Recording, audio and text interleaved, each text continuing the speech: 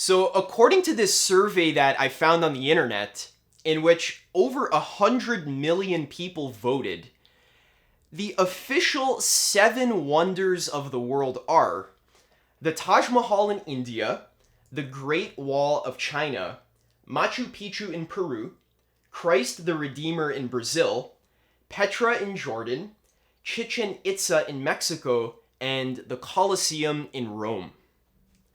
Now, when I first read this list, I was like, where the hell are the pyramids of Giza? For me, they would definitely have to be the 8th wonder of the world. But Albert Einstein wouldn't agree with me. According to Einstein, he says that the 8th wonder of the world is compound interest. Those who understand it will earn it. Those who don't understand it will pay it. Now, when I first read this quote, I was like, what compound interest? You mean that stuff that happens in my savings account at the end of each month? How is compound interest as wondrous as the Taj Mahal or the Great Wall of China? What the hell was Einstein smoking? But Einstein is considered one of the greatest geniuses to have ever lived. So I gave him the benefit of the doubt, and I contemplated this quote for a while, and I just couldn't wrap my head around it until a couple months ago when I had an extremely profound psychedelic awakening, and I fully grasped the profundity of compound interest. And I saw that compound interest is not just something that happens in my bank account, but it's actually a deep structure of the entire universe.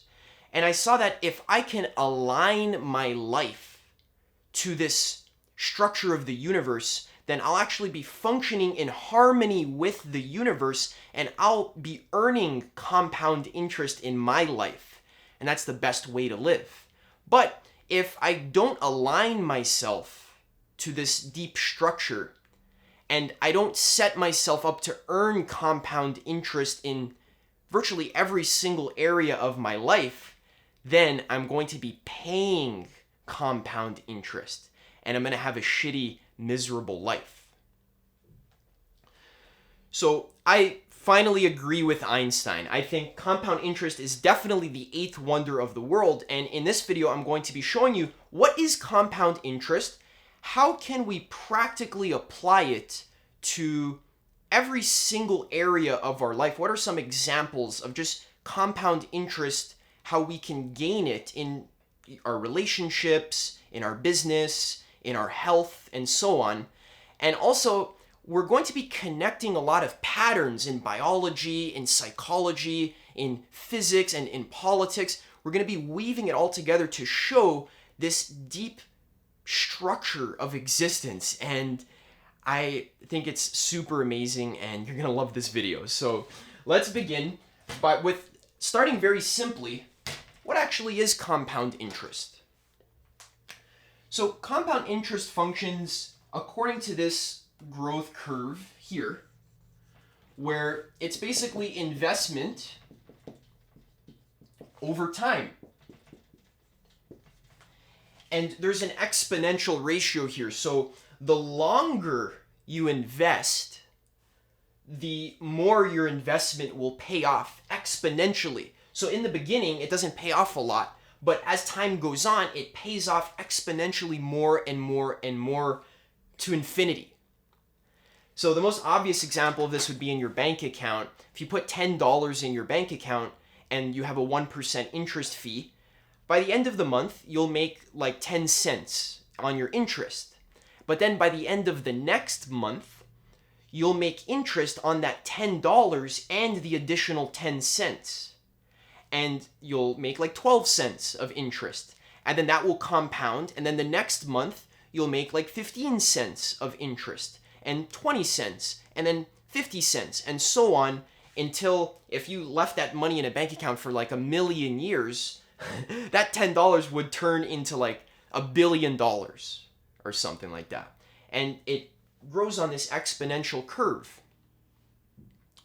So some other examples just practically in your everyday life of compound interest are like when a snowball is rolling down a hill. It starts small in the beginning, but as it rolls down the hill, it picks up more and more snow, and the bigger it gets. And the bigger it gets, the more snow it can pick up. And it just gets bigger and bigger and bigger until you got a massive snowball at the bottom of the hill. So how can we gain compound interest in our lives? Well, one example is just eating healthy food. So think about it like this. When you're investing in yourself to gain interest, you're actually reaping the reward of your investment. But if you're not investing in yourself, or if you're doing a negative investment, you're actually paying the reward. So in your bank, when you take out a loan with your credit card, for example, if you don't pay that off, you're going to be paying interest. You won't be earning interest. And let me tell you, 99% of people on the planet are not earning interest in their relationships, their business, their spirituality, and their understanding of life. They're not earning interest, they're paying interest. And that's why many people suffer very deeply. So just for example, eating healthy food. If I can spend a few years just figuring out what foods are healthy, what foods work for my body that make me feel alive and energetic, and which foods don't, which foods drain me of energy. So after lots of experimentation, I've found that eating lots of salad and vegetables and fruit, that definitely makes me feel very alive and excited. I have a lot of energy. But if I eat donuts and pizza, then I just want to fall asleep on the couch. So what I've done is, over the last few years, I've been systematically changing my eating habits so that now, basically all I eat is fruits and vegetables. And think about the investment over time. If you eat one salad, okay, it's pretty good for your body, but you're not going to lose weight, or you're not going to really feel healthy if you've been eating pizza for your entire life. But if you eat fruits and vegetables consistently for like 5 years, you're going to start to lose weight. I think it's impossible to be overweight if you're eating primarily fruits and salad and vegetables. Your fat will literally just melt off of your body. So you're going to look good, and you're also going to feel amazing. Now, look at the opportunity cost here. The opposite is if I'm eating junk food for 5 years, that's going to have the opposite effect, where I'm going to get fatter and fatter. I'm going to get more and more unhealthy. I'm going to have less and less energy.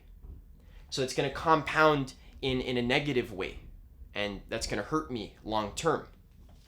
So another example would be going to the gym versus watching Netflix on the couch. Every time you go to the gym, you build muscle, you get stronger and stronger, and you feel exponentially better about your life. You actually reap the rewards of going to the gym and turning that into a habit. Think about if you can learn how to work out early on in your life. Like me, I was very lucky when I was 15 or 16 years old. I had a weight room in my high school, and I would just go to the gym like a few times a week, and my friends would show me how to work out, and I've had that habit for 6 years. So now, for the last 6 years, I have had a very thin and strong body. And that benefits me not just in my muscles, but in every single area of my life. It's a compounding effect. When I go outside to go for a walk, I don't feel heavy and lethargic. I feel confident and light and energetic. Whereas if I didn't go to the gym and I just watch Netflix all that time, I would have a much worse life. So another great example is starting a business that you're passionate about versus just working a 9-to-5 job. Now, starting a business is hard. You need to invest in the beginning. And for the first few years, you're not going to see a lot of results. Starting a business is confusing. Sometimes it's complicated. It's scary. There's risk involved. That is a lot more emotionally challenging than just going to work for the bank or going to and earn compound interest for other people or going to work at Starbucks or whatever 9 to 5.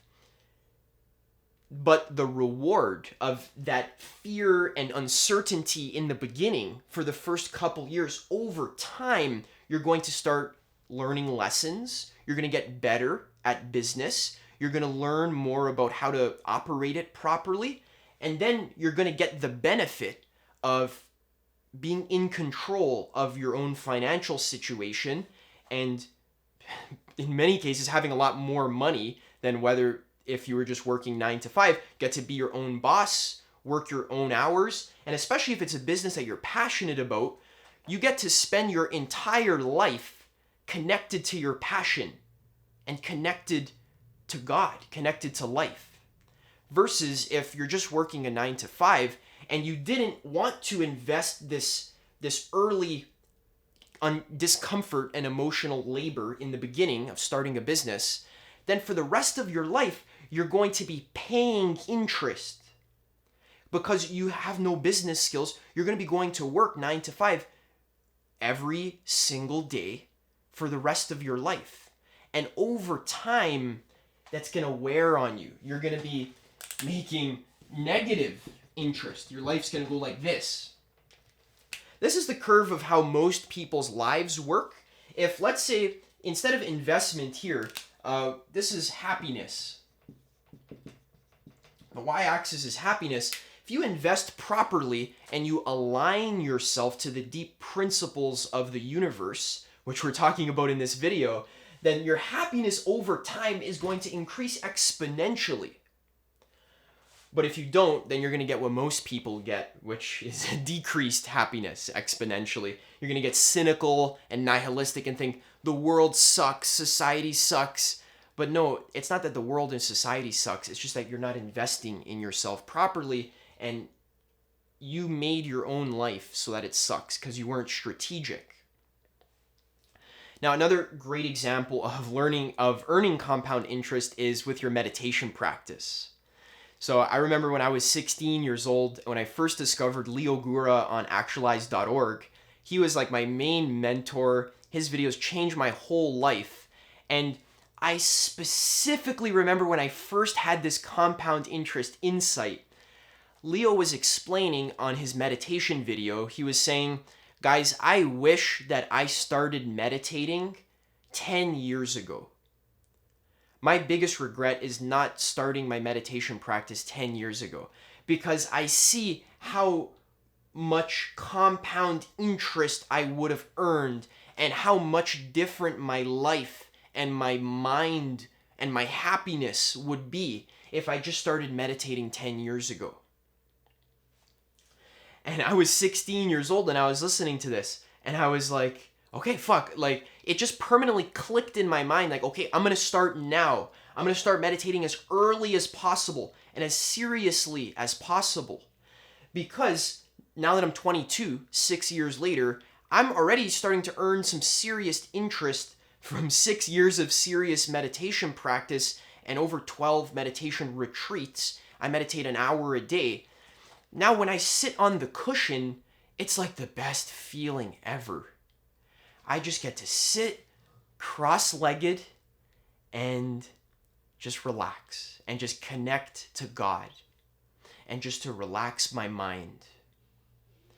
It's so healthy. Now for the rest of my life, I'm 22. For the rest of my life until I'm 30, 40, 50, I'm going to continue meditating. And my connection with God is going to get deeper and deeper and deeper. And guys, when I say God, I'm not saying like the religious God who's like in the sky with a long beard, you know, shooting down lightning bolts at people who don't do their homework or whatever. I'm talking about like the source of being, like in your heart, like the true essence of infinity, like actual God, just pure love. My connection to that gets deeper and deeper every single day because I'm investing in it every single day. And I've been investing for years, and now I'm starting to earn the interest from that. My life is just enjoyable. I can go outside and just like not be anxious and worried. Sometimes I walk by people on the sidewalk and I can kind of feel their energy. I'm a very intuitive person. I can kind of feel, you can tell when someone's like in their head, they got a frown on their face and their head is forward like this and they're like in a rush, like walking to like hurry up and get somewhere. Whereas the way I'm walking is just like calm, relaxed, my shoulders are down, I'm not in a rush, I'm walking slowly, I'm looking at the sky, at the clouds, I'm literally smelling the flowers, and I actually gain deep enjoyment just from looking at the trees and the plants and smelling the flowers. Like, I get more satisfaction smelling a flower than most human beings do, like at a nightclub or at a rave or like at an extremely, or like doing like cocaine. I get more satisfaction just from smelling a lilac than most people get from like doing hard drugs and stuff. So the point here is not to brag. The point is that I'm gaining compound interest that I invested in myself in the past. Another way to gain compound interest in your life that I've used is just deleting social media off of your phone and not using your phone as an entertainment device. So I've conditioned myself over the last few months to not use my phone for entertainment. So whenever, let's say, I'm pulling up to the store to get some groceries, my girlfriend runs into the store to go buy some broccoli or whatever, and when I'm waiting in the car, normally what I would do is I would just pull out my phone and just start scrolling on social media. But what I do now is I just sit there. I just wait. Maybe there's something on the radio, but if there's nothing on the radio, I'm just going to sit there and just wait. This is so healthy. Your mind actually needs some time in the kind of like the gaps in your schedule, like when you're waiting in line at the store or when you're driving. Your mind needs time to just like relax and just like decompress. But what happens when you're always on your phone is that you're just always wired to just like always search for entertainment constantly. And, you know, these social media apps are technologically designed to hijack your brain, your limbic system. You're always searching for the next hit of dopamine, and that compounds over time. Over time, using social media for years, that wires you to be a dopamine addict. But if you delete it now, let's say you delete it today and you just don't use it, right? Over time, your actual wirings in your brain is going to change, and you're going to become a more fulfilled human because you're going to be able to be more present. Or maybe when you're bored at home, instead of reaching for your phone, instead maybe you reach for a book. Like I've been doing, I've been conditioning myself. When I'm bored, I read a book. So think about this habit that I've installed into my brain wirings, into my psyche. I've permanently changed my brain so that when I feel bored, I go for a walk outside or I read a book. Think about how that's going to pay me long-term dividends over time. I already read 2 books this week, and I love it. It's actually entertaining for me. I learn, I make connections. It's like a higher consciousness joy. Now, sure, reading a complicated book about science is not as stimulating as, let's say, playing video games. Playing video games is way more stimulating. But I've found that reading actually is a more high consciousness pleasure, where it's a little bit boring in the beginning, but once you get into the book, you feel good because you're interested, you're learning new things, your mind is making new connections, and on the subconscious level, You actually feel good about yourself because I'm reading, like I'm building myself, I'm growing, I'm working towards my vision. I actually feel good. Whereas if I'm playing video games, okay, it's fun, but subconsciously, I know that I'm wasting my time. Or that I feel like, I'm flushing my time away. So subconsciously, it doesn't feel good. So think about it like this. The pleasure you gain from, let's say, eating a salad or taking a cold shower. See, like a cold shower, on the surface level, it sucks. A warm shower is a lot more comfortable. But on the deeper level, it's actually more fulfilling because I'm conditioning my body to, first of all, be able to embrace uncomfortable circumstances and situations. This builds my resilience. So I'm not soft and weak. I'm actually building my resilience and my strength. I feel powerful and strong. And when I get out of the cold shower, I feel awake and clear. The cold shower puts me in my body and it stimulates my senses. And then when I step out of the cold shower, I feel proud of myself. I feel confident. That builds my self-esteem.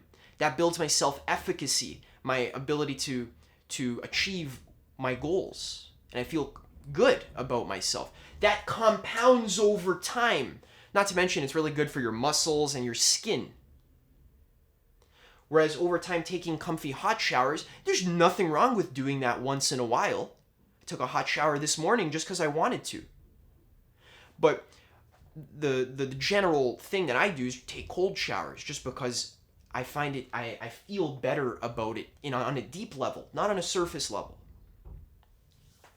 All right, another great way to earn compound interest in your life is by cleaning and organizing your environment, vacuuming the dust bunnies out of the corners, washing your clothes, just keeping everything organized, throwing out junk, cleaning out your closet, mopping the floor, disinfecting the countertops. This kind of stuff, it seems like, okay, how is this going to gain me compound interest in my life? But notice again, what I'm doing, I'm building a habit. The habit that I'm building is to be a clean person. I'm willing to invest 20 minutes a day just organizing and cleaning my environment. And for the rest of the day, my mind is clear. I feel relaxed. I feel good about myself. It's so good just to be in a clean room. Especially if you clean it with a lot of attention to detail and you get in between the corners and everything. It's it actually feels good. You can notice there's a shift in your energy when you clean properly. This habit, long term, is going to allow me to think better. It's going to allow me to just be more healthy because there's less dust in the air that's clogging my sinuses. Now, on the opposite, what if I just wasn't that interested in keeping myself clean, my environment clean? What if I was messy? I didn't really care. I left stuff around. I didn't organize. I wasn't proactive about building my infrastructure in my house so that everything's clean. It's easy for me to do my habits. So, for example, I have my meditation cushion set up in a little altar so that all I have to do to go meditate is just go sit down on it. Whereas what I was doing in the past is I had to set up my cushion, and that created drag. It created resistance to meditating. Actually made it harder. So if I don't really care about my environment long term, I'm not going to be able to get good results in my life. But if I do and I'm proactive, see, most people would say 20 minutes a day just cleaning, that's such a waste of time. I could be more productive by working on my computer and writing ads on my computer. Wouldn't that be more productive than doing the dishes? But no, actually, by cleaning, you're kind of sharpening your axe in the beginning. Same with organizing your computer. So another way to gain compound interest is to clean up your computer. If you work on your computer, that computer better, first of all, be pretty fast. So many people say, oh, I don't have $3,000 to afford a good laptop.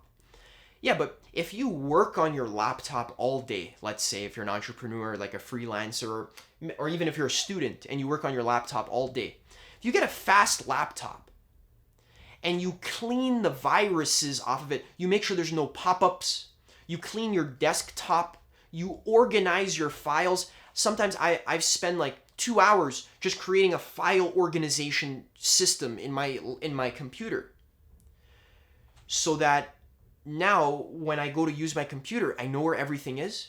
There's nothing distracting me. Everything's quick and easy, and long term, I am more productive. So most people don't want to invest in the beginning to, put folders in your computer. Like, that seems so boring and a waste of time. I'll just save time. I'll just save this file to my downloads and I'll just, not worry about it. But if you can build this habit of like actually organizing your files and filing them properly, and this is like something that becomes easy and automatic, you'll gain interest over time. In fact, I have a quote right here from Deepak Chopra's book, The 7 Spiritual Laws of Success. I highly recommend this book. This quote's from the Upanishads. Actually, it's not from this book, but basically it's like when you sow a thought, you reap an action.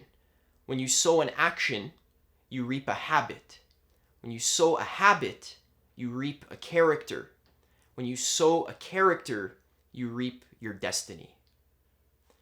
So by sowing the right thoughts in our mind, which is another way to gain compound interest, what I've been doing is reviewing my goals and my vision every single morning and every single night. This rewires my subconscious mind to be clear about what I want in my life and what I need to do in order to achieve it. This makes me a lot more motivated. I'm actually way more productive. I get more stuff done, but just because I spend 10 minutes every morning and every night reading over my goals and journaling a little bit. And I've turned this into a habit. Now, personally, I don't feel comfortable falling asleep unless I review my vision. I need to fall asleep with that vision. And I made an affirmation track on my computer. So I actually recorded myself saying affirmations. I had to write down the affirmations on a piece of paper. I had to figure out what recording software do I need to use to record my voice. I've never done that before.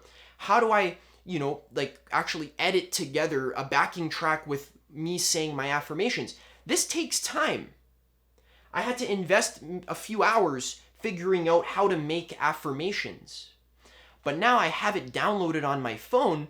Every morning, I listen to myself saying affirmations. And at night, I listen to myself saying affirmations.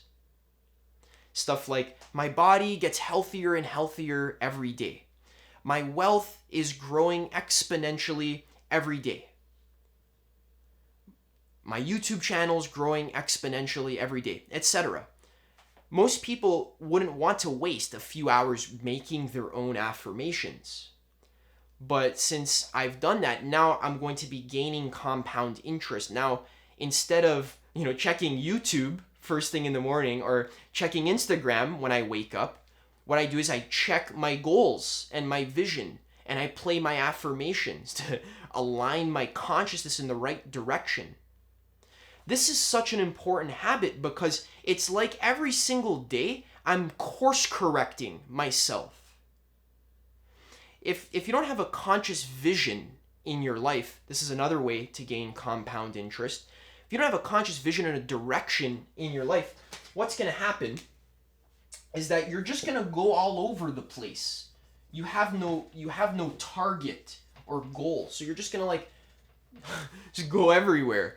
You're not going to get anywhere.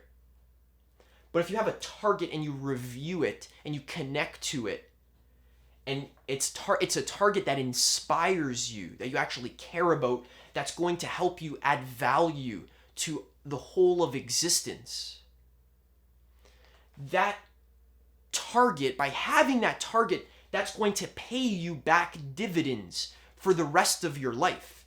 A massive insight that changed my whole life was when I was learning about systems thinking, because I've been reading books, been learning about systems thinking.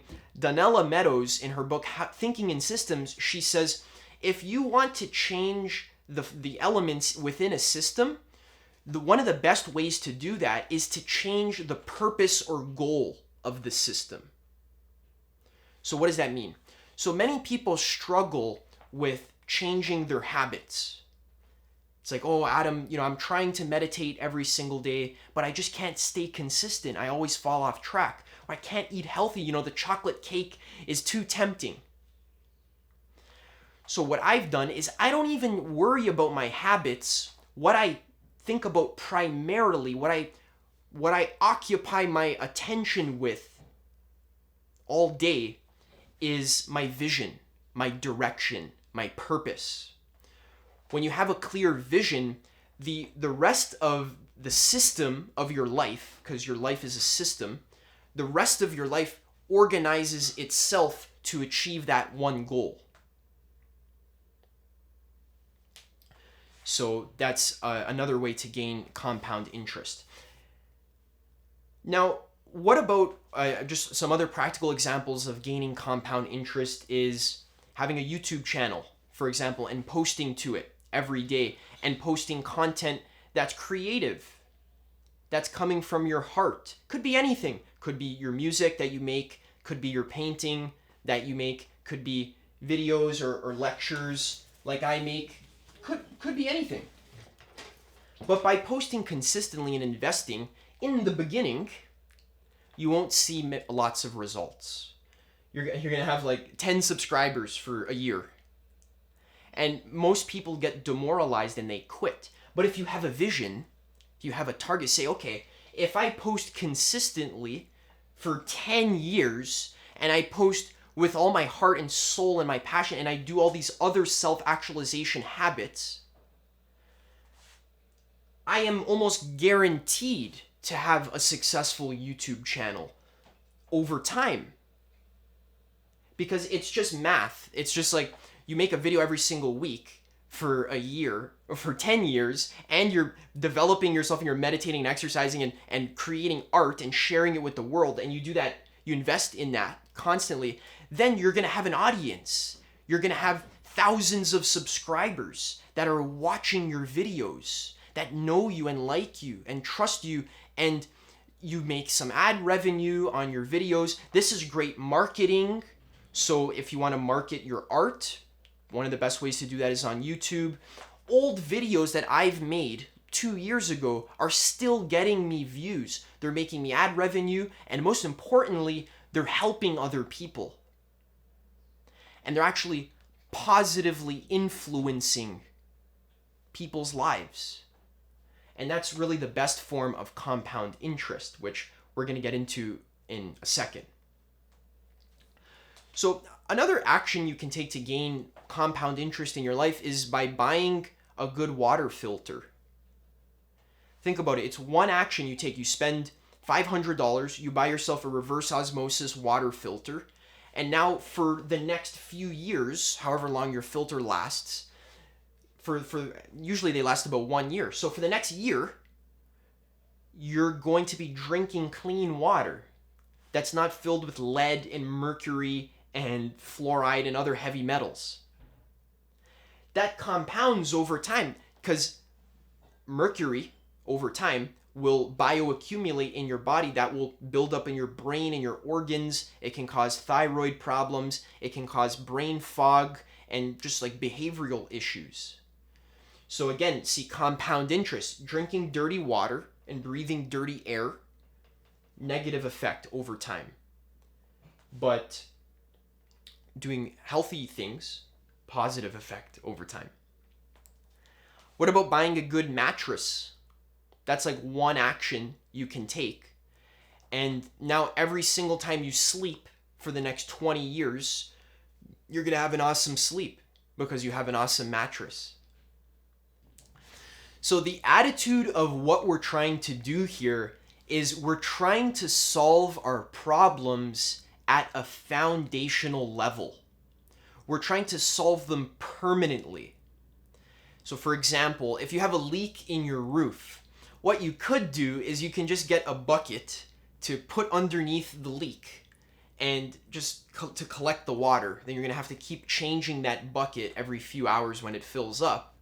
And you could keep doing that for the rest of your life. However, that would be a headache. Whenever there's a storm, it would leak even more. You have to always worry about your leaky roof. It's going to damage your house.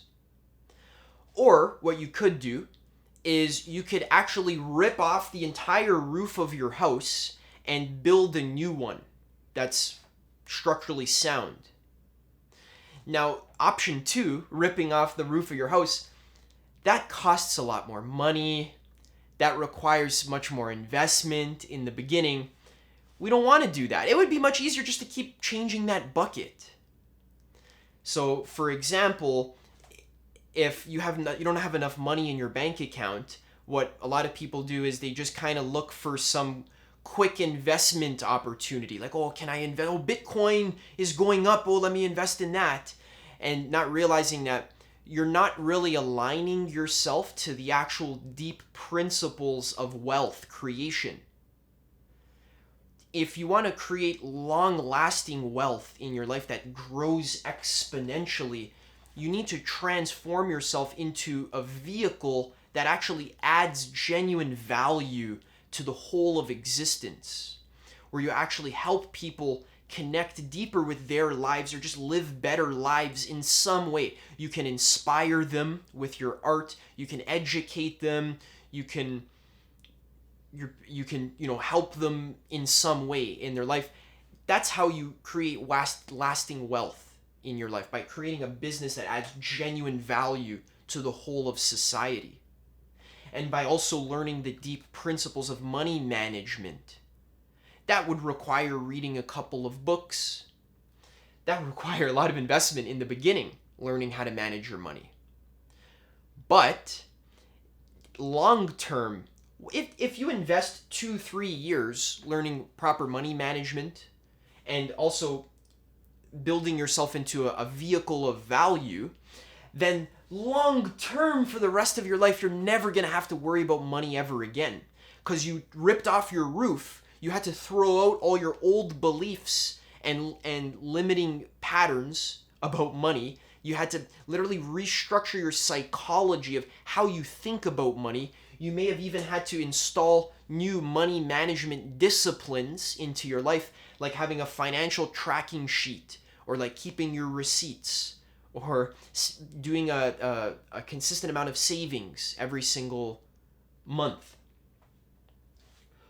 Over time, you're going to be gaining wealth, and then you won't have to worry about your money. In 10 years of investing into learning how to manage your money properly, after 10 years, you don't even have to worry about money anymore because it's become ingrained into a part of who you are. See, that's the secret key with personal development and growth. And that's really what we're talking about here in this video, is the best way to gain compound interest is to install habits into the very core of your being so they literally change who you are as a person.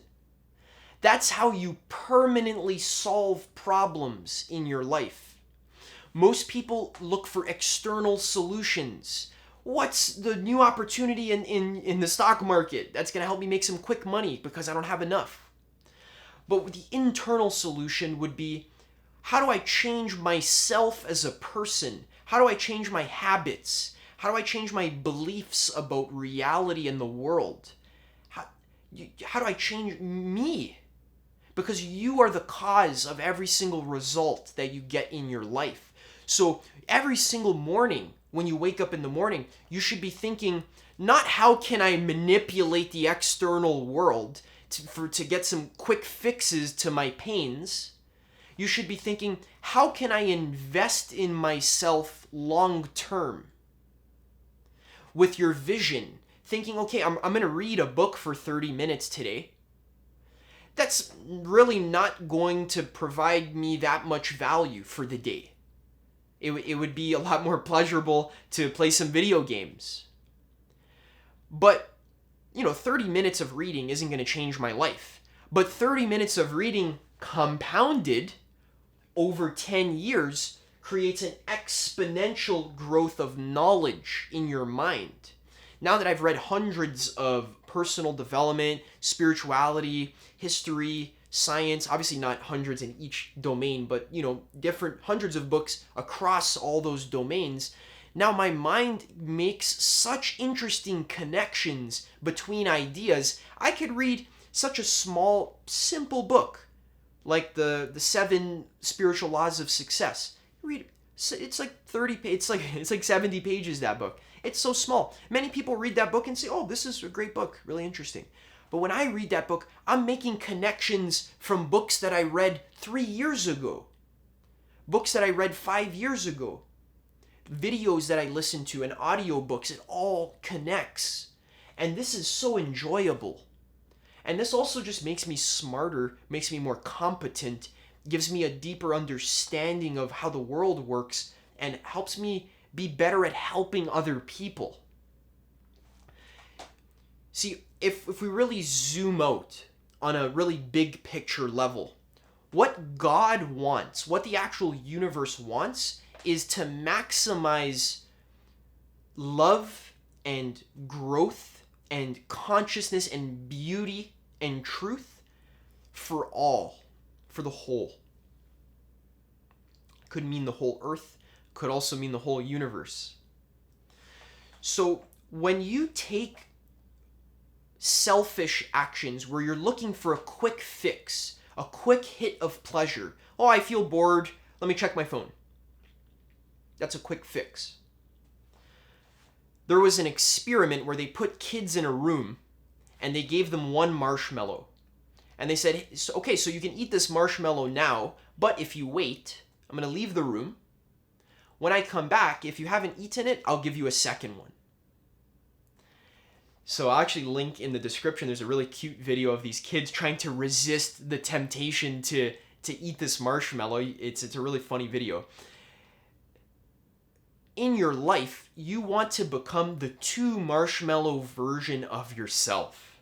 The version of yourself who will bypass the 1 marshmallow so that you can get 2 marshmallows in the future. Now, here's why this is important. When you become that version of yourself, now you're able to add more value to other people's lives and to the whole society, to the whole world, the whole global ecosystem.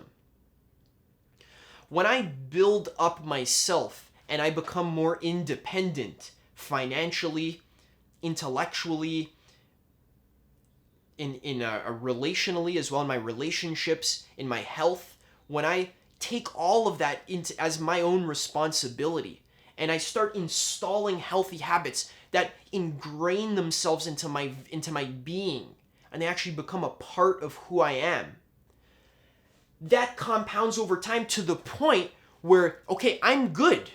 I'm good financially. I'm good in my health. I'm good in my relationships. I'm good in my understanding of the universe and my spiritual connection to God.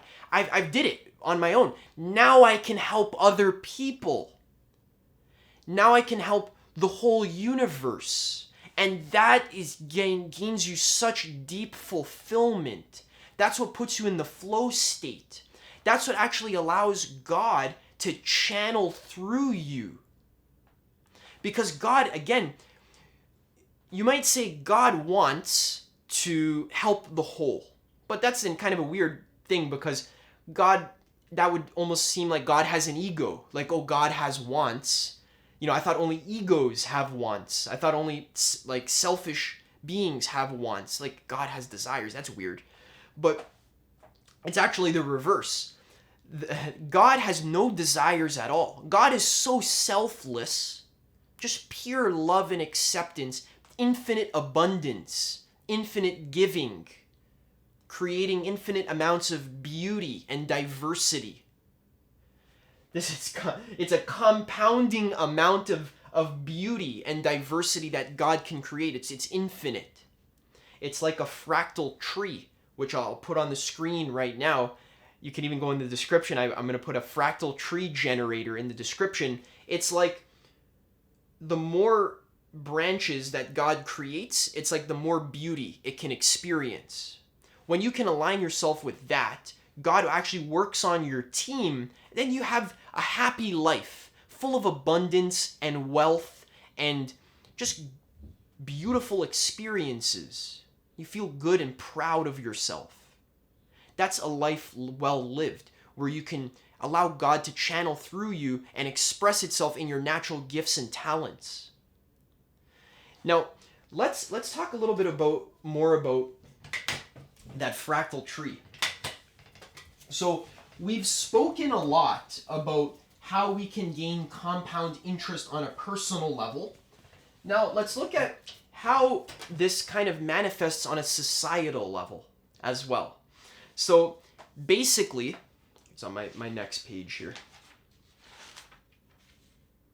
So basically, on a societal level, if a country invests in its infrastructure, if it invests in its healthcare, its education, its transportation, it invests in its small businesses, it invests in its actual law-making process so that it can pass more effective laws that help more effective regulations to be passed. What that does is, if you look at the difference, like if we have a government, that gives us so much freedom to experience civilized life. If we didn't invest as much as we have in creating institutions and bureaucracies and governments that manage roads and our taxes and all of this stuff, the airports, the government manages all that for us, we don't have to think about that. Laws, the police, I don't have to worry about someone breaking into my house and robbing me because the police will protect me. So it's kind of like a game of basketball.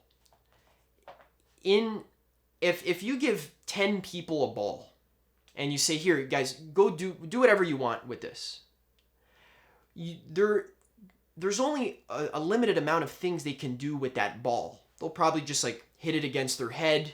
One person will take it, run away with it. One person might just like stab it and deflate it, and then the game's done. There actually is no game. But in basketball, if you add in rules and regulations, so you give 10 people a ball, but you also give them a court and you give them rules. You can't go out of bounds. You have to dribble. You can't foul the other people. You know, from here it's 2 points. From outside the crease, it's 3 points. So now we've created a whole game. So we've set rules and regulations in the beginning. And now we have a compounding interest effect where now we have the entire game of basketball. Think about the infinite amount of diversity that we've experienced just in the game of basketball. Think about all the beauty that Kobe Bryant has created. For example, learning how to dribble, how to shoot, how to pass. This kind of beauty has emerged as a result of investing in just setting rules in the beginning. Exactly the same is true on a societal level. We have rules and laws and regulations that we can function within. But what that does is that actually maximizes the creative diversity so that I can take my girlfriend to the movie theaters. I can take her to a restaurant. We can go take a plane and travel to a different country.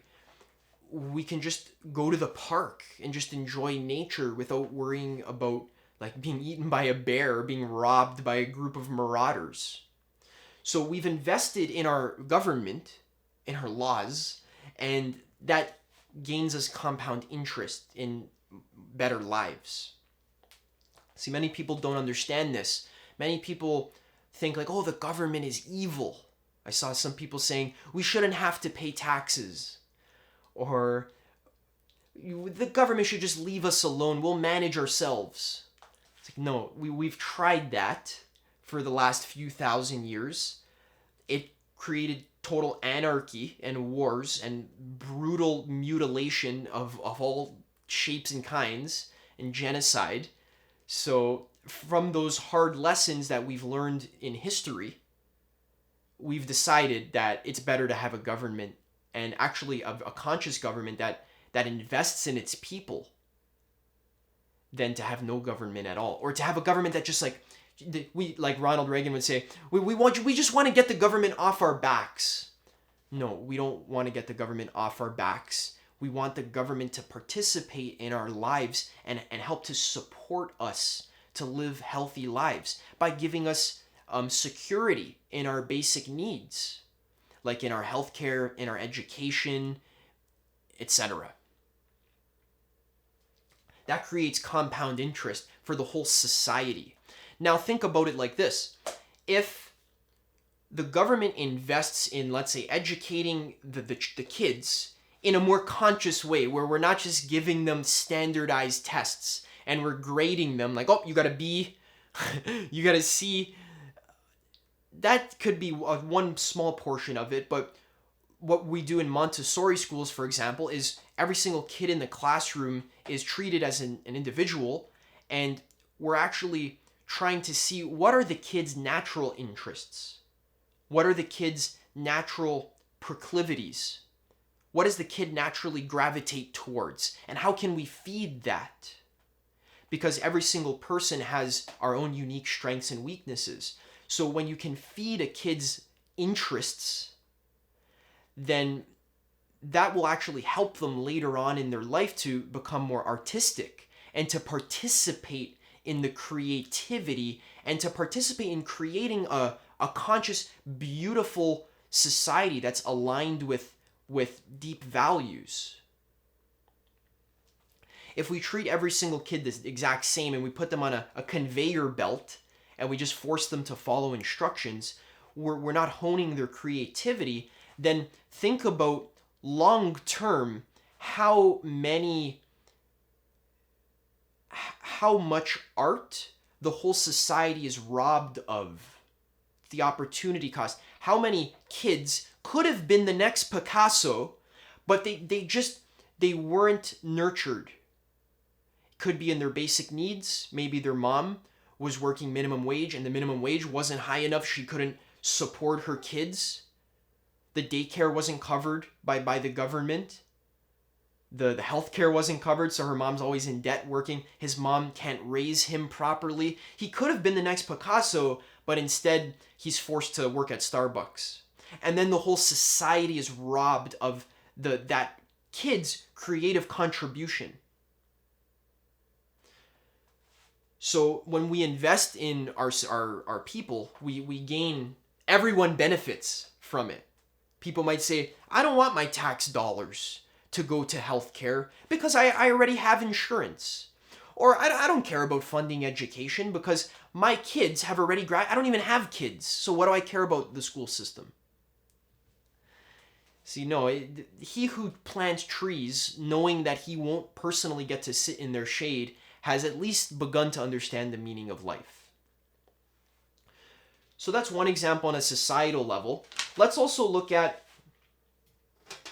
on a relational level as well, just like learning how to date properly will gain you massive compound interest. This was something that I had to invest in myself when I was 17 years old. I didn't know how to talk to a girl. I didn't know how to flirt with her. I didn't know how to kiss her or how to even have sex with her. Like I didn't know how to do any of that. So what I did, following the principle of compound interest, I kind of had this intuition where I saw, okay, I'll read a few books about the subject. I'll go practice and go approach girls, socialize. I would actually intentionally put myself in uncomfortable social situations so that I can build my social skills. I can be more comfortable interacting with pretty girls that I'm attracted to. And I learned dating skills, like how do I actually lead the interaction while also making the girl feel comfortable with me so that we can have an intimate experience and so we can both enjoy each other's sexuality and just each other's company. I had to learn, took me a few years to learn that. But now, to see the beauty of compound interest is now for the rest of my life, I don't have to worry about, I don't know how to attract a girl. I don't know how to kiss a girl. I don't have to use Tinder on my phone swiping right to get a date. If I want to get a date, I can go out to a club or to some kind of gathering and a community and actually meet people in person. I can actually pick which girl do I think is the most attractive. Let me go talk to her. Let me go interview her. See if she is the type of girl that I like. And then if she is, then I know how to lead the interaction forward. And I've done that, and now I have a girlfriend. So now for the rest of my life, I don't have to worry about that. And see, even in my relationship with my girlfriend, some guys, when they get a relationship with a girl, that it's kind of like a fluke. It's like, this girl was just part of your social circle. She was a friend of a friend. You guys got drunk one night and kissed, and through some kind of like accidental process, you ended up dating.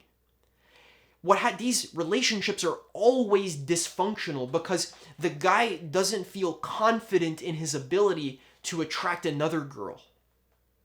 So he's going to be needy. He's going to do things to like try to get the girl to stay with him. He's going to beg her to stay. He's going to always be worried and jealous if she's cheating on him or if she's eyeing other guys. But for me personally, I don't ever worry about losing my girlfriend because I'm literally so grounded in myself that, okay, I love this girl to death. I would be sad if we broke up. But ultimately, I'm confident that I could solve my own needs. In the future, I'll go find another girl. There's billions of humans on Earth. A lot of them are awesome. You know, I've chosen one, but if this doesn't work out, I can find another one. And I'm so relaxed and calm about that I don't worry if my girlfriend's like arguing with me or like, looking at other guys, which she doesn't do, but even if she is, like, we joke about it because I'm secure. Because I solved my needs in the beginning. I invested in the beginning. I solved them properly. I fixed it in the beginning. Now I'm 22. For the rest of my life, I'm going to be gaining that compound interest. It's going to continue compounding.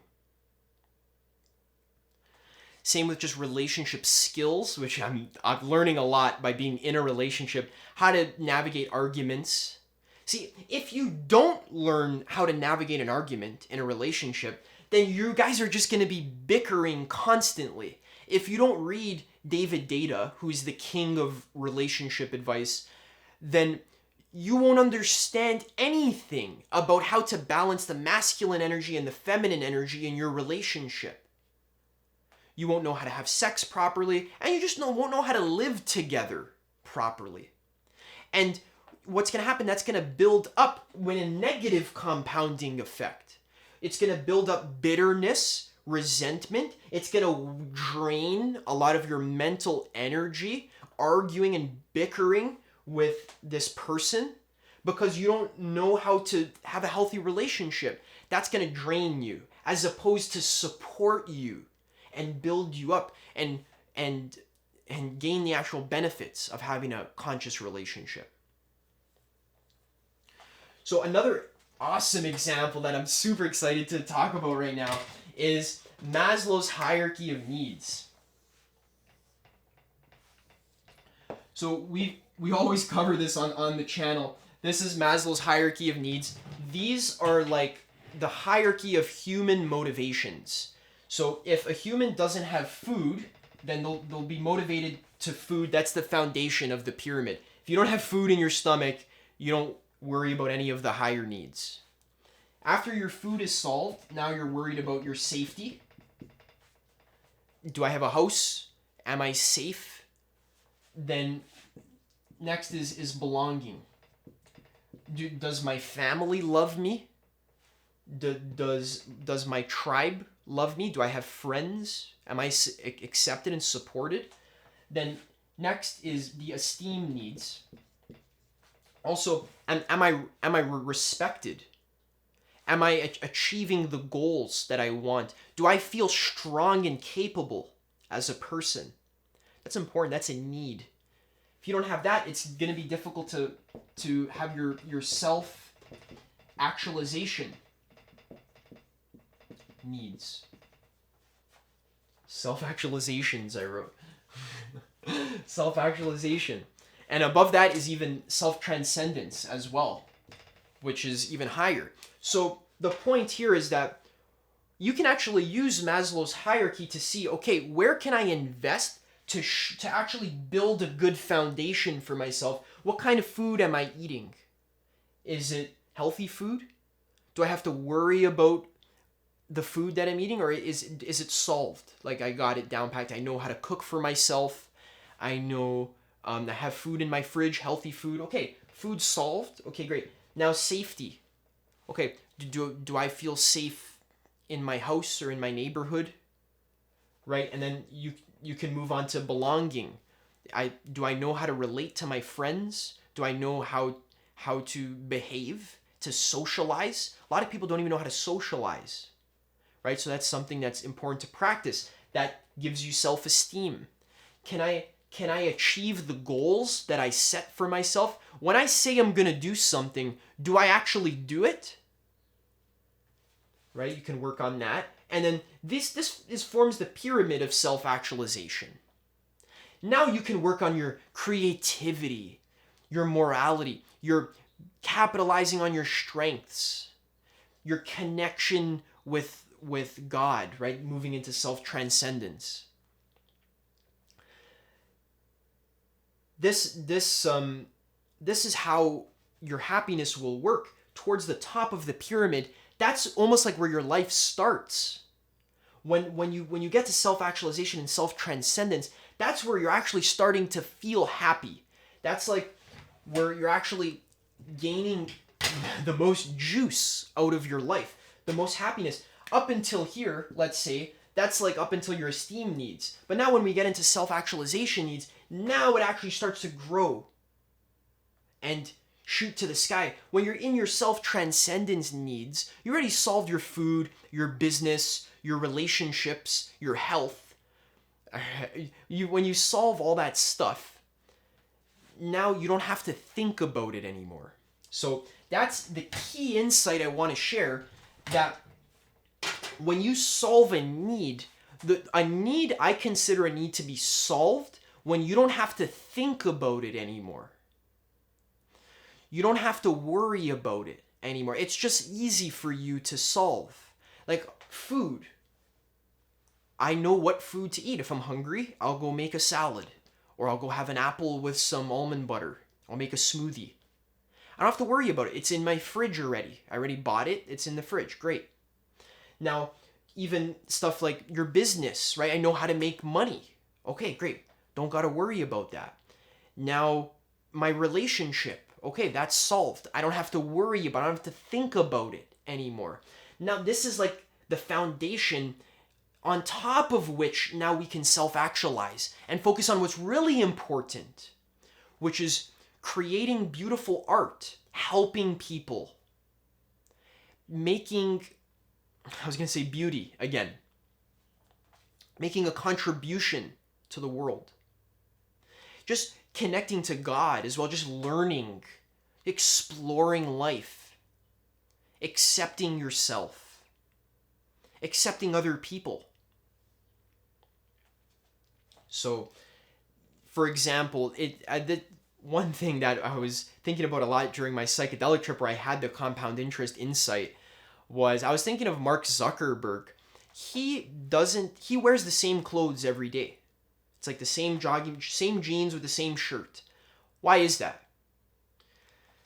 Because human beings have this thing called decision fatigue, where if you have to make too many decisions, It's like every decision you make kind of drains your willpower a little bit. So what billionaires do, they're interested in efficiency and optimization. Little tiny things like not having to choose which clothes you wear in the morning. That's a little tiny thing that kind of just frees up just a little bit of your peace of mind. Mark Zuckerberg doesn't have to worry about which clothes do I wear. He just puts on the exact same shirt, the exact same pants every single day. Now that he doesn't have to worry about his clothes, that's just like a 0.01% of his mental energy that is freed up, that he can make more important decisions. Because Mark Zuckerberg, he is working at such a high level working for Facebook. Many people think, he's like a lizard, he's like an evil human. He's not. He's actually a very developed human. And if you watch him talk, he's very smart. He's a visionary, and he actually wants to change the face of the world. He's a lot more developed than most of the people who call him like an evil capitalist or a lizard person or he's part of the Illuminati or whatever. It's actually a lot more developed than those people. So Mark Zuckerberg's decisions that he makes are such high-level important decisions, like should we build this technology or this technology? That's an important decision. He wants to be at his full focus and his full capacity. He doesn't want to waste that decision-making capacity on what socks do I wear. See how that creates compound interest over time. We're solving the basics. We want the basics to be easy and solved. We don't want to have to think about them. Like, on your computer, your environment, everything's clean, everything's organized. I don't have to think about it anymore. Once the basics are solved, we move on to the next level. And whenever we get to evolve and move on up the hierarchy, up to the next level, life gets more interesting. It gets more beautiful. It gets more loving and compassionate and just more fulfilling, more rewarding. Right? We're going to get into even deeper examples of this. All right. So let's see where we're moving next. Yeah, so let's look at spiral dynamics. So what I'll actually do is I'll just put the image of spiral dynamics on the screen. If you look, spiral dynamics has this kind of quality where it's like the Russian nesting dolls, where the smaller parts, the lower stages, the earlier stages, are built within the higher stages. So the higher stages are built on top of the lower stages. This is exactly how it works in human psychological development. Every single higher level, you have to solve those needs at that level. You got to solve your stage red needs to move into stage blue. And then blue is built on top of red. Red is the foundation for blue. And then blue is the foundation for orange. So your practical example would be blue creates rules and laws in the society. And orange is about achievement and success and making a lot of money. You can't worry about achievement and success and making a lot of money unless there's a society with laws and rules. That's a more basic need. But once we solve that basic need, we move on to the higher rung. Orange, there's more movement. There's more creative diversity. You can experience more of life at orange. And then green, even more so. And then yellow, even more so. Life is becoming more conscious and there's more things are included into your life. It becomes more rich and more rewarding. And turquoise, even more so at the top, and then so on. It's infinite. It grows infinitely. Now, what blew my fucking mind was when I was able to see this compounding effect on the biological level, which was like, wow, this even happens in biology. If you look at the human brain, this is like the human brain. First, in the brain, we have this reptilian brain. So this here, in the brain stem is the reptilian brain. This is the most basic structure. And then on top of that is the limbic system, or also known as the paleo-mammalian brain. So this is I'll call it the mammal brain. By the way, this is all grounded in scientific evidence. This is the triune brain model. And on top of this, we have the neocortex. So first, in evolutionary history, the reptilian brain evolved first. This is like the basic operating system of the animal. It's just basic deals with like fear and food, basically. How can I get food and how can I avoid danger? That's basically what the reptilian brain is. It's just fight or flight. Now, once these reptiles have optimized themselves through billions or even millions of years of evolution, then this stem kind of locks into place. It's done evolving. Like it's evolved so much that now it's time to kind of move on to the next level. We're going to transcend the reptilian brain, but we also include it. We don't get rid of the reptilian brain, we transcend it, but we include it as the basic. It's like the foundation on top of which the mammal brain or the limbic system emerges. So this is the brain you'll find in like horses or cows or dogs. This mammal brain actually now can experience more complexity in life. This brain can experience emotions. More simple emotions, but cows and dogs can feel anger. They can feel like frustrated. They can feel sad. They can feel jealous as well. Your dog ever gets jealous when you go to pet your cat, your dog gets jealous. So mammals experience basic emotions. There's a more rich experience of life. It's almost like God wants to maximize its creative diversity, and the way it does this is through holons.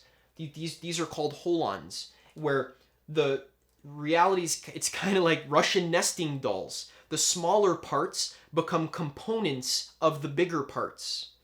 So we have atoms that move into molecules, that move into cells, that move into multicellular organisms, that moves into simple organisms like reptiles, and that will evolve into more complex organisms like mammals, which we're always transcending and including the level before us. And on top of that, the highest evolution of the biology that we've seen so far is the human neocortex. This neocortex is now able to access an entire new realm of reality. The realm of thoughts and ideas and concepts and creativity. This realm, Ken Wilber calls it the noosphere. It's just like the realm of creativity and thoughts and ideas and concepts. This is a whole new world. This world wouldn't exist if the mammal brain wasn't already solved. And if the reptilian brain wasn't already solved and locked into place. You understand what I'm trying to say here? It's like the simple levels create the foundation upon which the higher levels are built. If we were to surgically remove your reptilian brain, your neocortex wouldn't function. You would just probably die immediately. Same with the mammal brain. You wouldn't even be able to feel emotions, let alone concepts and ideas, and make music like Beethoven's symphony or like Picasso's paintings. You can't use your neocortex if your mammalian brain is not functioning. So the trend I'm trying to show you here is that God kind of just wants to evolve infinitely into more and more complexity, more and more beauty and love and truth. And the higher you go on this holarchy, which is a hierarchy of holons, the higher you go on the holarchy, you tap into more of life. You're able to include more of life and have a deeper experience of life.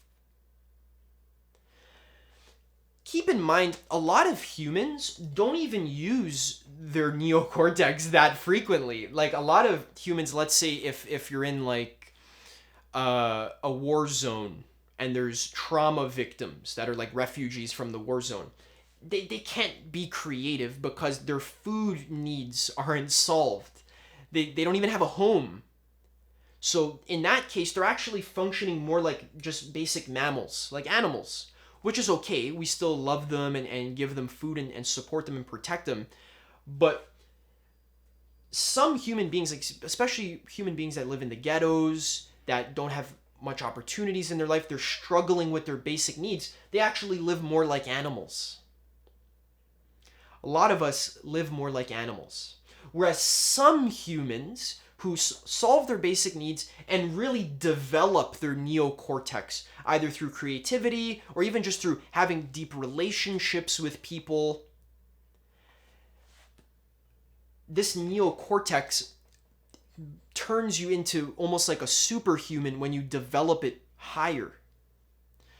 So what I'm trying to say is that there's a big range of human experience. Some humans are closer to the animal brain, whereas a lot of humans are higher into the neocortex, even closer to infinity, closer to God, because I don't even know if we can evolve biologically more. I guess in theory we can, but this neocortex gives us access to infinity. See, I wouldn't say that a dog can like participate in creation. That's what humans can do. We can literally be gods. We're gods of our own lives. We can create our own lives using our conception, our thoughts and ideas. We're closer to God in that sense. We have a richer experience of our lives. I don't think reptiles and iguanas, I don't think they can create their life experience. They're just kind of acting out their script. And the iguana script is just like, look for insects, run away from predators. But human beings, some human beings waste their whole lives just acting out their animal script. But some human beings, as we grow and evolve, we are able to maximize the use of our neocortex by using this capacity of vision to actually consciously create my reality. To actually realize that reality is made of consciousness. It's made of my thoughts about it. All things you see around you are the solidification of your thoughts. Everything that was ever built had to be a thought first. So first, we work on your thoughts, change your mind, change your thoughts. This is like the highest leverage way to change your life. If you want to get the most results in your life, start changing how you think. Because when you sow a thought, you reap an action. When you sow an action, you reap a habit. You sow a habit, you reap a character. And when you sow a character, you reap a destiny. All right? So now let's talk about aligning with God. So, okay, holy shit, it seems like the entire universe is just growing towards more complexity, more consciousness, more integration and inclusion of itself. And it just wants to maximize love and creative diversity for all beings. How do we align with this drive of God? Because God is going to move in that direction whether you want it to or not.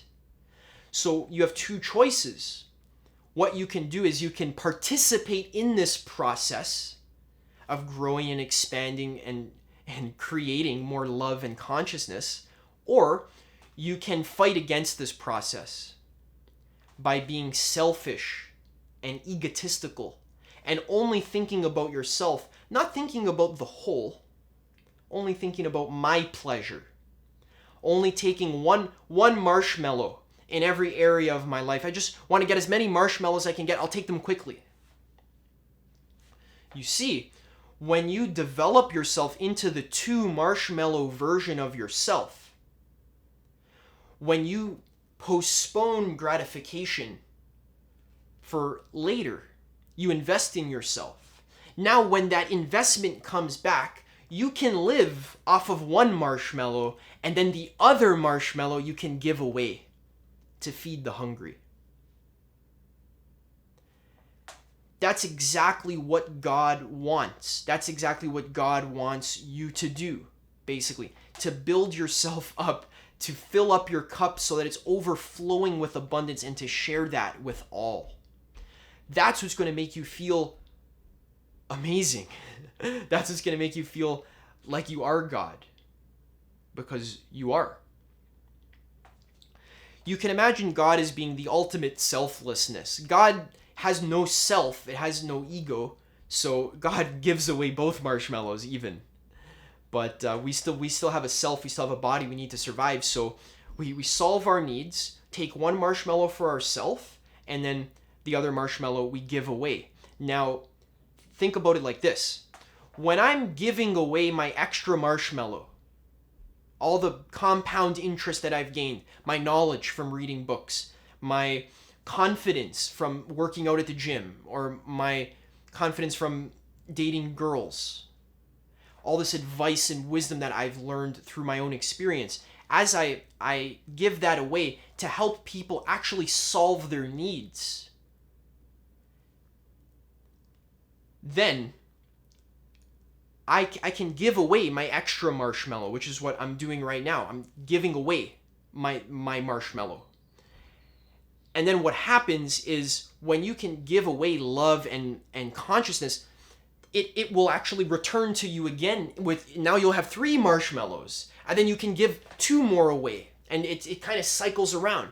You give 2 marshmallows away, and then it comes back as 4 marshmallows, and then you give it out again, and then it cycles around as 5 marshmallows. So the more you develop yourself and the more you give, the more you receive. And then the more you receive, the more you have to give.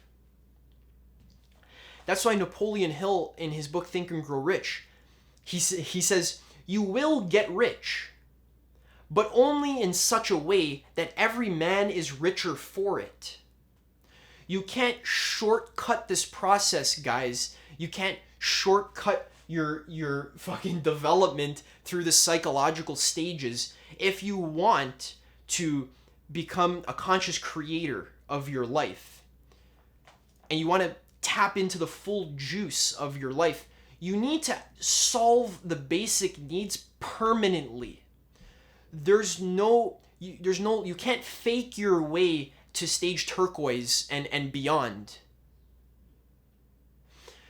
You have to actually have this attitude of like, I'm maybe not where I want to be now, but in 10 years, I have a vision for myself. So I'm going to start working towards that vision bit by bit, by installing the right habits, by reviewing my vision, reminding myself of it, and investing slowly every single day. And the interest will compound. And over time, next thing you know, you're at your idealized situation.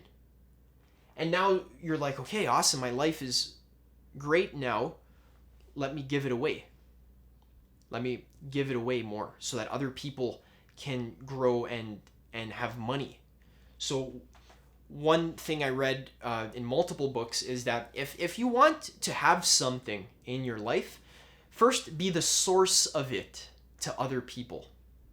So if you want to be fed, feed other people.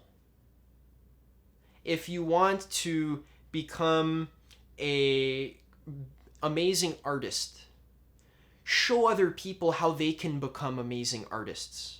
If you want to become an enlightened sage, show other people how they can become enlightened sages. Now this doesn't make sense because people think, well, Adam, am I just like faking it? Because if I don't have it myself, how am I going to teach other people how to make money if I don't have any money myself? But it all comes from your intention. If you're actually genuinely intending to make money so that you can show other people how to make money, it will be a lot easier. If I just want to make money for myself, then the motivation isn't very strong to get up in the morning. Instead of getting up and jumping in a cold shower, if I only care about myself, if I don't care about building up my habits and my resilience for the sake of all beings, not just for me, but for you guys, I do my habits so that I can show up on camera and be like I want to be an example, basically, to help other people be happy. If I wasn't thinking that way, I had no reason to go to the gym or to take a cold shower to meditate. I'd rather just jack off and play Dark Souls all day.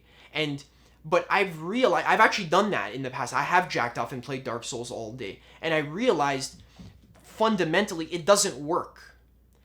And what I realized if I lived that way is I would be paying compound interest for the rest of my life. I wouldn't be earning it. I'd be paying it. And that would be a waste of my life because I love life so much. Life is so beautiful. I love nature. I love other people. I love ideas and books. I love everything. And I want to appreciate it. And most importantly, I want to help other people experience the most joy out of their life. Because that's what I want. So I'm being the source of it for other people. I'm helping other people have that as well. Ultimately, you realize that you are infinite abundance. You are the source of all of existence. And the way that you can have something for yourself is first to cause other people to have it for themselves. So another way to align with God is to zoom out of your current situation. Zoom out, be strategic, visualize your goal. I've talked about that in a lot of detail. Also, start building your skills today.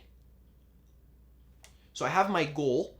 Okay, what skills do I need to achieve my goal? Okay, I want to be a famous musician. Okay, I need better singing skills. I need better meditation skills. I need better marketing skills.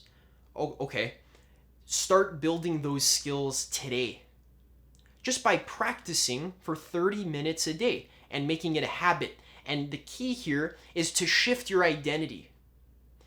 Have your 10-year vision and then start living from the wish fulfilled. Start living the end result today. If I was already a famous singer that was sharing my love and song with the whole world, how would I be living? And then live in that world. That will accelerate the process of growth enormously. So in life, we need to talk about being, doing, and having. So let's talk about that right here. Be, do, have. So most people want to have things. They want to have the lifestyle of a famous singer with girls and money and fans and everything. So what we think, in order to get what we have, we need to do. I need to practice my singing. I need to get signed. I need to put my songs out there. So we try and have by doing. This doing actually takes a long time. It's very slow.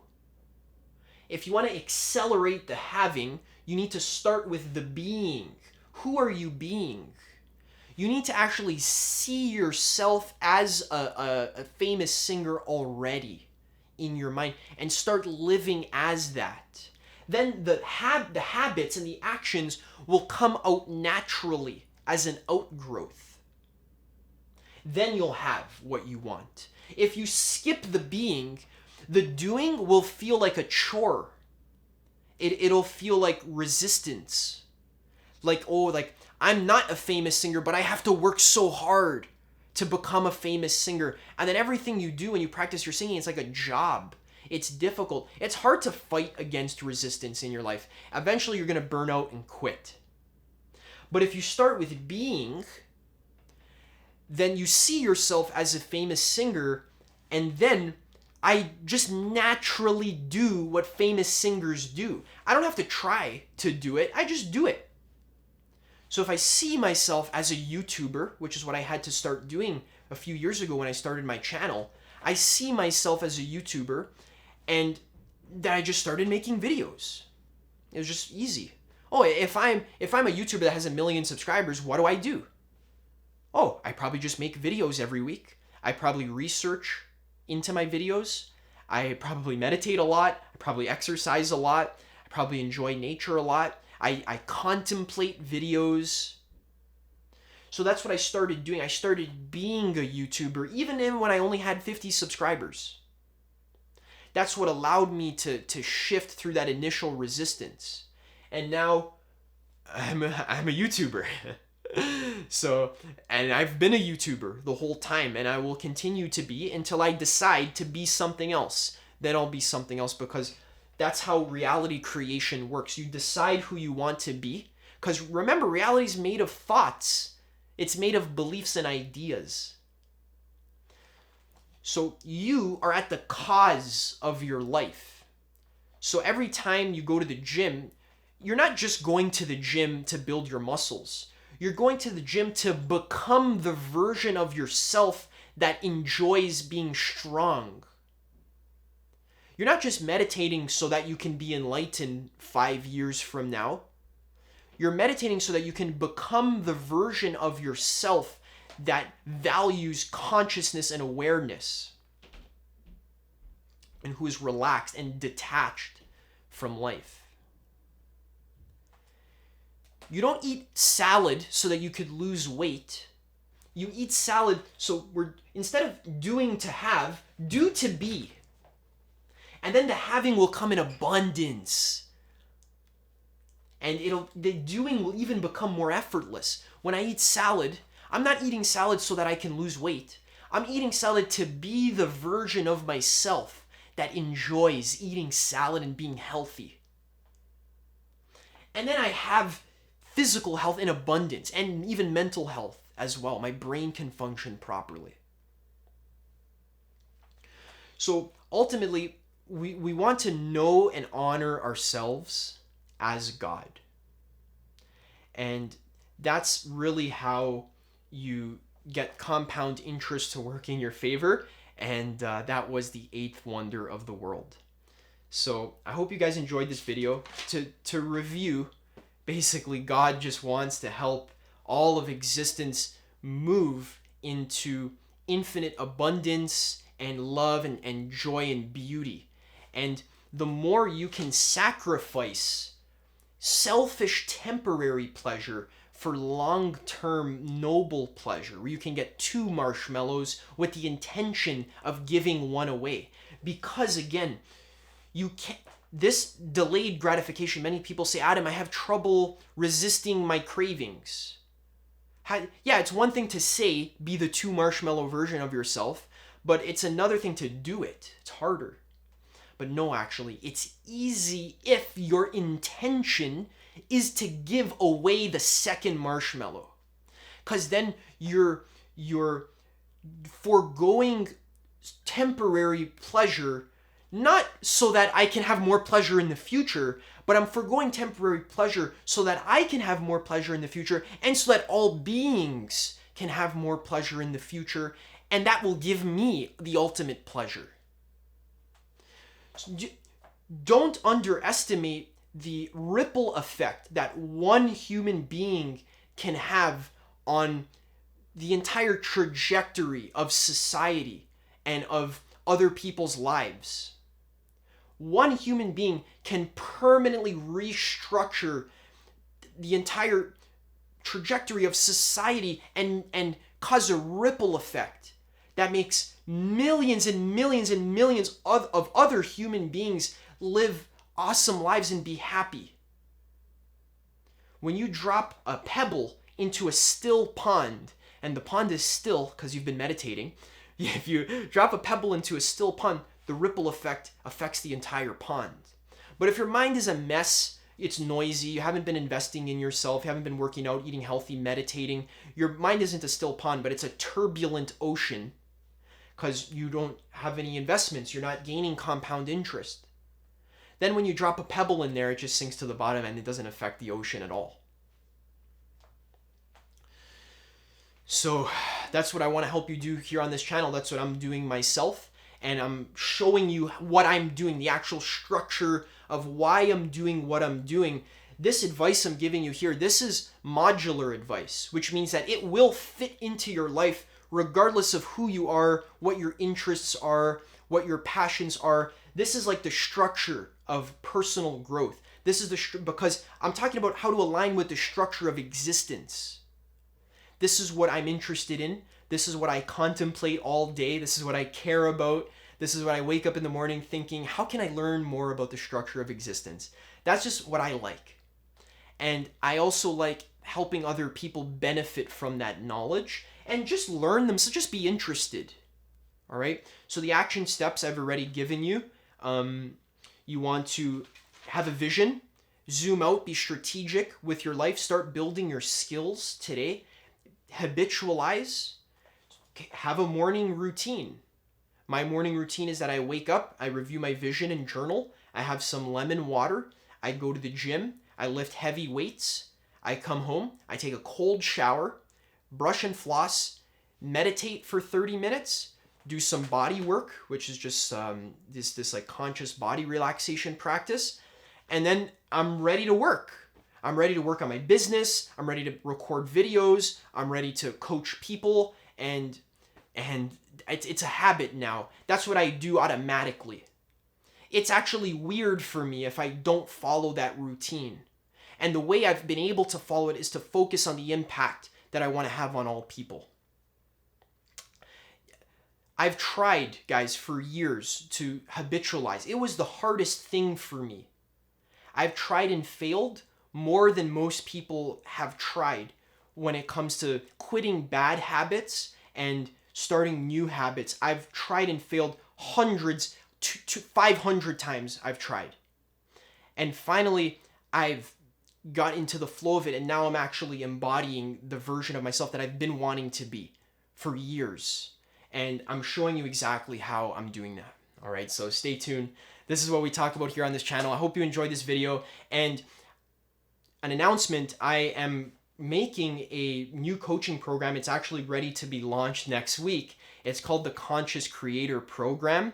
It's going to be teaching you how to discover your deepest passions and give them to the world, how to build them using consciousness, using habits, using be, do, have, all the stuff we learned in this video.